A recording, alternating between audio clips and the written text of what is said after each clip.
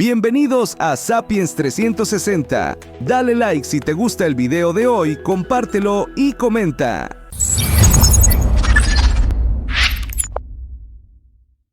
Los Porquis, violadores con influencias.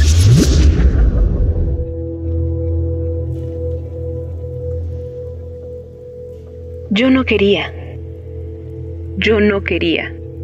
Es lo único que acertaba a decir después de salir de esa casa, de volver a bajar de ese coche con la blusa desabrochada y llorando. En medio de la confusión, del alcohol, de la madrugada, cuando por fin dejó atrás a esos 4 tipos y volvió a la camioneta con sus amigas que vieron a uno de ellos sin camisa y con el cierre abajo, ella solo repitió: yo no quería. No dijo nada más.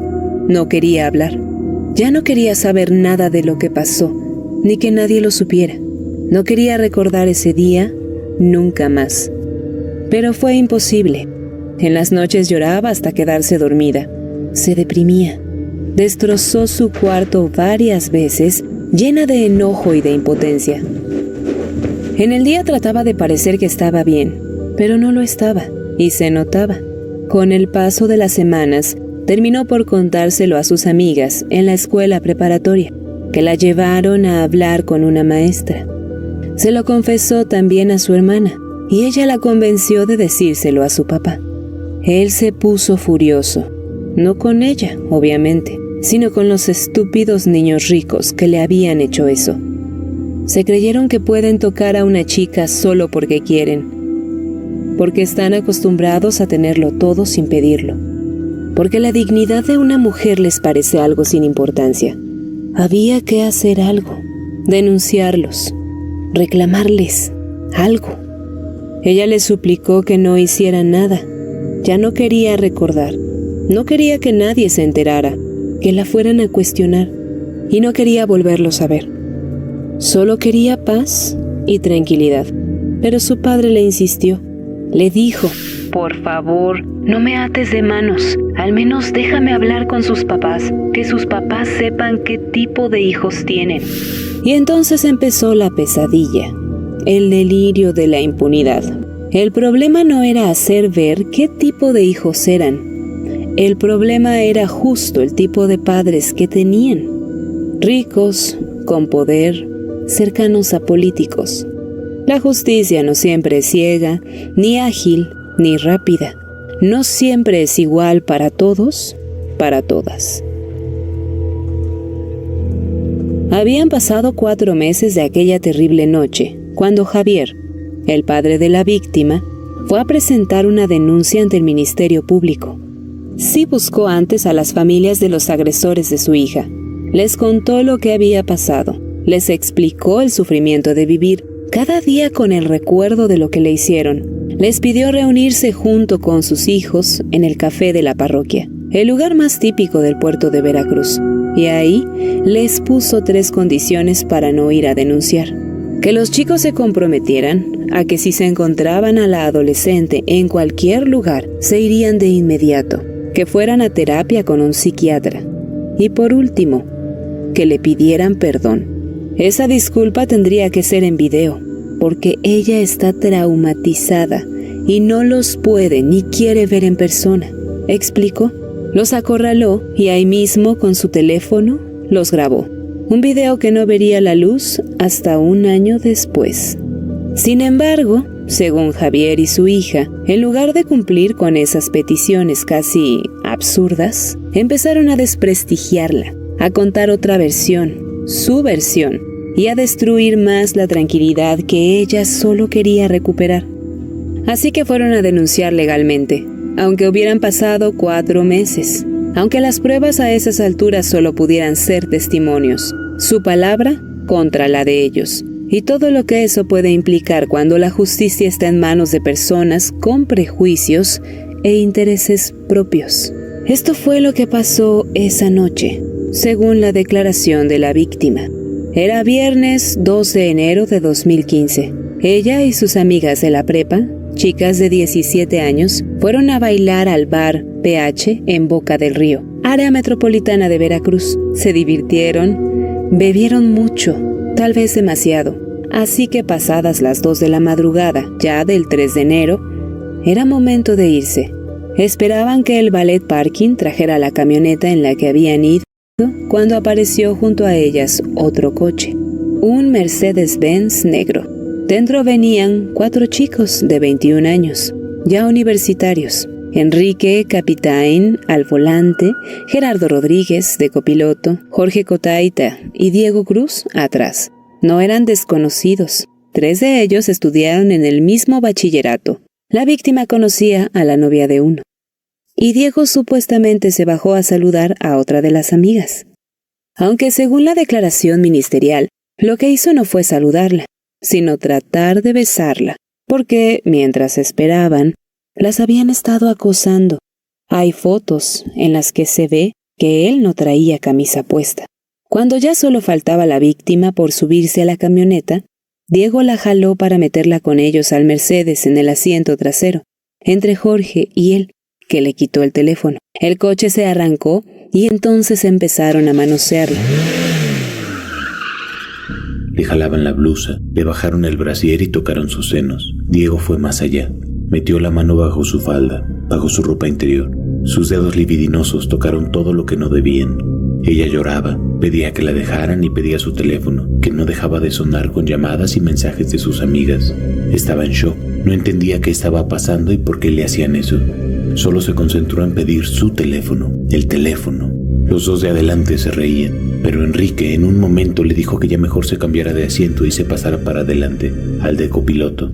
Se detuvo y así ocurrió. Supuestamente iban a ir a otro antro a seguir de fiesta, el Industrial, pero Enrique aceleró, perdió de vista a la camioneta y llegó hasta su casa, cerca de ahí, en el fraccionamiento Costa de Oro. Llegaron y se la llevó con él al interior. Entonces vino lo peor. La llevó con él a un cuarto, le dijo unas palabras a su hermano que estaba ahí, y luego la metió al baño. Ahí la tiró al suelo boca arriba y la violó. Salieron de la casa y nuevamente subió al coche. Uno de los chicos contestó su teléfono para darle a las amigas la dirección de donde estaban y que fueran a recogerla.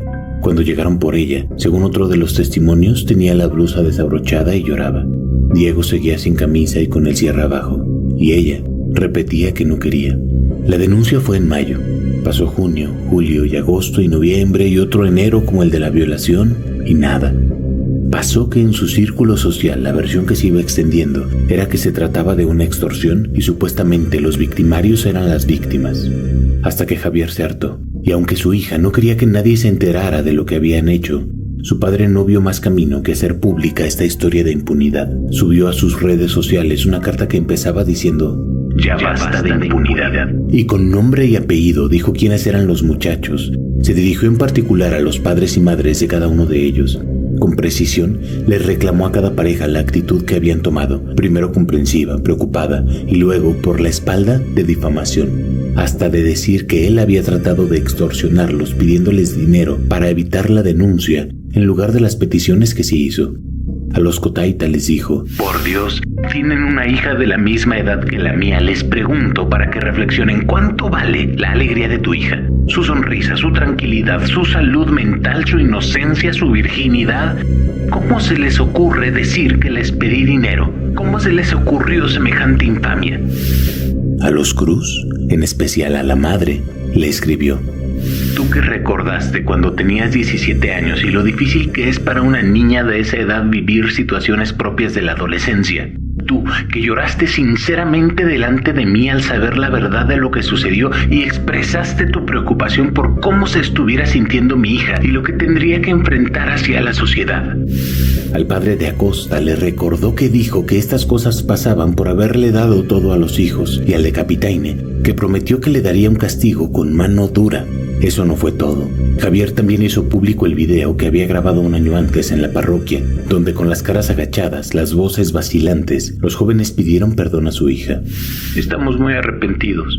Te pido una disculpa a ti y a toda tu familia por lo que pasó ese día», dijo Jorge, uno de los que iban en el asiento de atrás del coche. El otro, Diego, el que más transgredió su intimidad ahí, Se veía menos consternado y dijo: sé que no lo podemos cubrir, pero estamos los tres muy arrepentidos y sabemos que vas a salir adelante. Todo se va a solucionar. ¿Quién sabe cómo creería que se soluciona una agresión sexual? Javier le cuestionó furioso: ¿por qué lo hiciste, cabrón? ¿Por qué lo hiciste? Y su respuesta fue: estábamos muy mal, fue un error. Algo que no tuvo que haber pasado. Estábamos muy mal, ya no va a volver a pasar nunca en la vida. El padre de la víctima le contestó que de eso estaba seguro. Pero la verdad es que con un agresor sexual nunca se sabe. Con la carta y el video subidos a redes sociales, el escándalo estalló. ¿Cómo que hacía un año de la denuncia y no había pasado nada? Pues ¿quiénes eran estos muchachos? Esa era la pregunta clave. Chicos de buen nivel socioeconómico, hijos de empresarios. En particular Enrique, el acusado de violación, era hijo de un político que había pasado ya por los 3 partidos más grandes y fue alcalde de Nautla, un municipio al norte del estado. La sociedad los bautizó como si fueran una banda, con el apodo de los Porquis de Costa de Oro. Lo de Porquis en realidad era un recuerdo a un grupo de muchachos que, igual que ellos, eran juniors, hijos de funcionarios en su caso, y que en 2001 mataron a un joven a golpes y quedaron impunes. Lo de Costa de Oro fue porque así se llama la exclusiva zona donde ocurrió la violación. Empezaron a salir también historias de pocos años antes. Jorge Cotaita ya había estado vinculado a otro crimen. En 2013 atropelló a un ciclista que murió por las heridas, pero la intervención de sus padres, supuestamente, lo libró de ser juzgado por homicidio culposo y señalamientos de otras violaciones sexuales no resueltas de las que podían estar detrás. Aunque en Veracruz, en el círculo en el que se movían, hubo como siempre quien puso en duda lo que decía una mujer.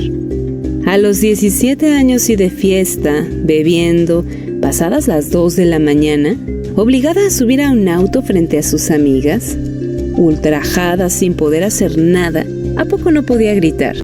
Ya sabes, la gente siempre dice muchas cosas, especialmente cuando no están en los zapatos de una chica de 17 años en esa situación. Así que la propia víctima, que primero se dijo que no quería volver a saber nada de esa noche, salió a la luz en sus redes sociales para defenderse. Sí he tomado, sí he salido de fiesta, sí he usado faldas cortas, como la gran mayoría, por no decir que todas las niñas de mi edad. ¿Por eso me van a juzgar? ¿Por eso me lo merecía? ¿Por eso pasó lo que pasó? Cuestionó en una publicación. En otra dejó claro que hasta ella cargó con la culpa de haber salido esa noche y haber llevado esa falda, que primero hasta minimizó lo que le habían hecho. Así lo escribió. En mi inocencia, ignorancia o falta de madurez, yo pensaba que esa noche ellos se habían pasado de la raya, que había sido un accidente, porque puede que hubiesen estado hasta drogados y no pensaban lo que hacían. Aunque esa pasada de raya y ese accidente, día tras día me causaba un gran dolor el cual escondía por toda la vergüenza y la gran tristeza que sentía. Una víctima teniendo que dar explicaciones. Lo importante fue que al hacerse público el asunto, lo retomaron los medios de comunicación. Se volvió tema de interés nacional, y todo eso logró que el aparato de justicia se moviera. Lo que no habían hecho en un año, lo hicieron en cuestión de semanas. En los primeros días de abril, la Fiscalía consiguió órdenes de aprehensión contra Enrique Capitaín, Diego Cruz y Jorge Cotaita, acusados de pederastia por agredir sexualmente a una menor de edad. Gerardo Acosta quedó libre de cargos porque nunca tocó a la chica, aunque también se burló de la situación y no hizo nada para evitar que el delito ocurriera. Los padres de 2 de los jóvenes defendían su inocencia, pero reconocieron que sus hijos habían salido de la ciudad para no ser capturados. El de Diego dijo que se había ido a Bilbao, España, a hacer trámites para estudiar allá, aunque el semestre fuera a la mitad, y el de Enrique aseguró que estaba en Estados Unidos. De Jorge no se supo. Meses después, el papá de la víctima dijo que se estaba escondiendo en casa de su familia. y la policía no hacía nada para encontrarlo. Cierto o no, es el único que nunca fue localizado y hasta la fecha sigue prófugo. En cambio, de Enrique, pronto resultó que no había salido de México. Apenas un mes después, en mayo, fue arrestado en Torreón, al norte del país, y lo trasladaron a la cárcel de Amatlán de los Reyes, en Veracruz. Su papá, en un intento de contraataque a lo que estaba pasando, presentó una denuncia contra el padre de la víctima por supuesta extorsión y privación de la libertad. Porque según su versión, cuando lo citó para hablar en el café, la parroquia, uno de los dueños de ese lugar cerró las puertas y puso doble llave para no dejarlos salir, y así obligarlos a grabar el video en el que pedían perdón por sus actos.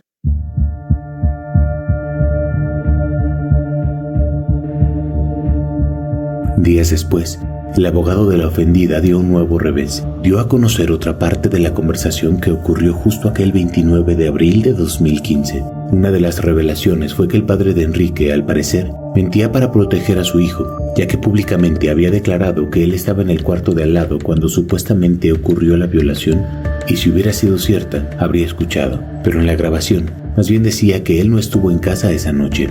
Y lo más aterrador, es que sabía de lo violento que era su hijo.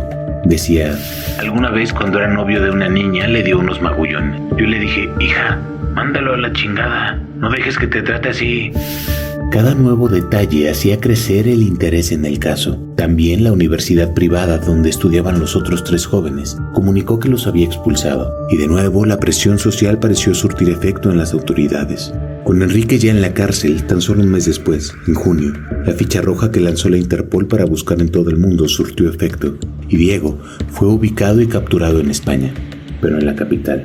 El asunto de su extradición causó expectativa y le dio un giro telenovelesco a la historia cuando el junior agresor sexual lloró pidiendo que en todo caso lo dejaran encerrado ahí y no lo mandaran a una cárcel mexicana. Cuando fue detenido, los medios españoles revelaron el cinismo con el que había seguido su vida entre lujos y mentiras. Usaba su segundo nombre y segundo apellido, Gabriel Alonso, con el pelo más corto y oscuro y unos lentes de pasta negra gruesa.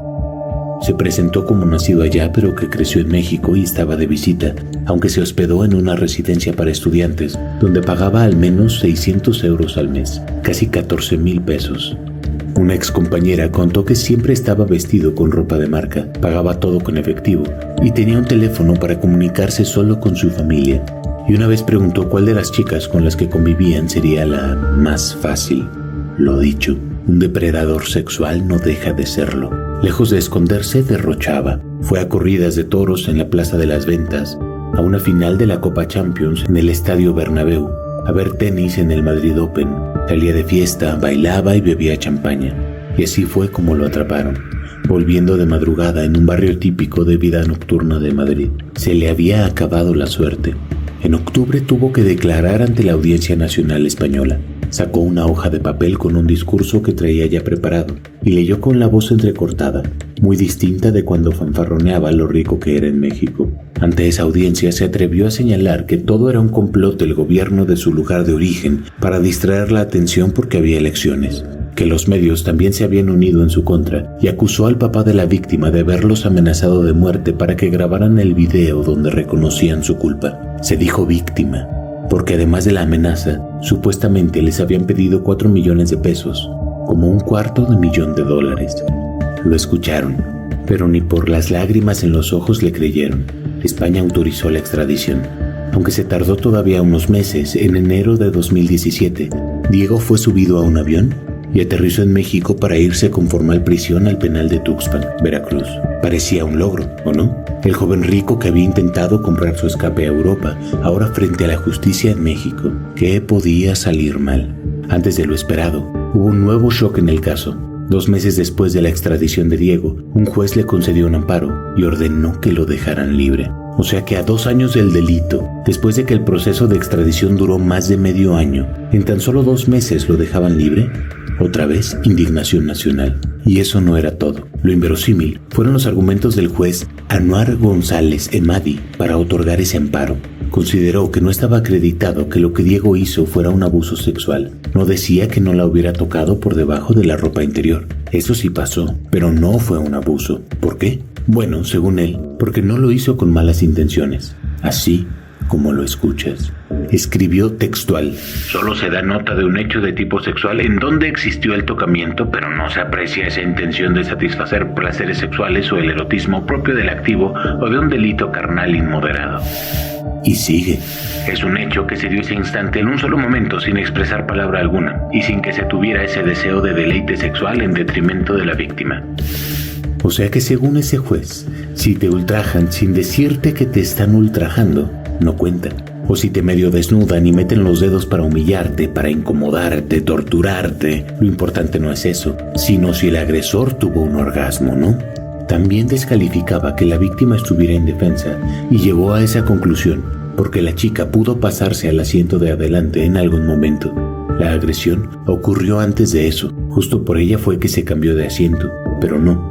Al juez le pareció que estar en un auto extraño, rodeada de 4 hombres, 2 de los cuales de pronto empezaron a manosearla, todo eso no la dejó en estado de indefensión, y sin eso, pues no fue abuso sexual.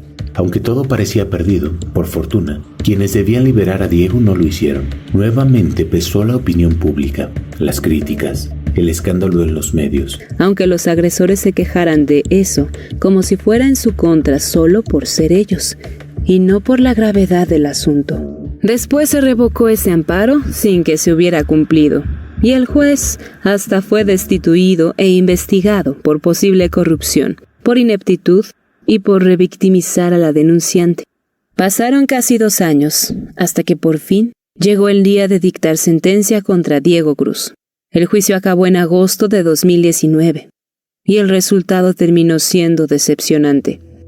La fiscalía lo acusaba de pederastia agravada, tumultuaria, con una pena máxima de hasta 40 años de cárcel y mínima de 12.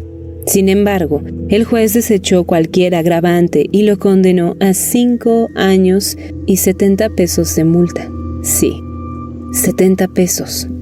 Menos de $4. ¿Te parece una burla? Eso fue justo lo que dijo el papá de la víctima, que era una burla y que, sin duda, había corrupción. Además de los 5 años de sentencia, ya llevaba más de la mitad tras las rejas, así que alcanzaba libertad condicional, con una fianza de más o menos lo que pagaba en un mes de hospedaje en Madrid.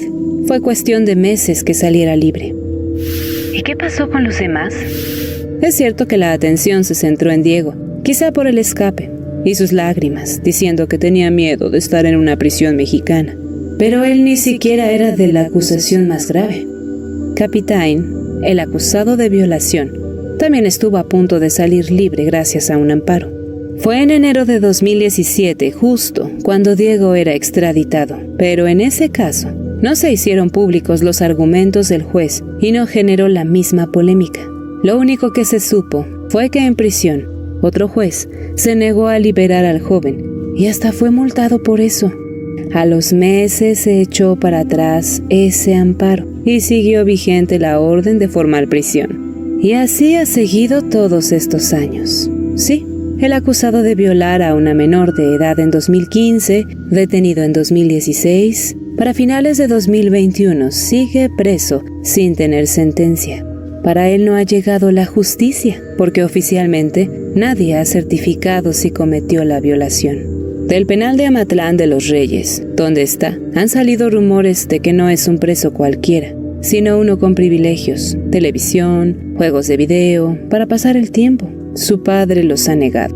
Mientras que a Jorge nunca lo encontraron, a 5 años de la orden de captura internacional, como si se lo hubiera tragado la tierra, en espera quizá de que haya pasado tiempo suficiente para que prescriba el delito y se consume su impunidad.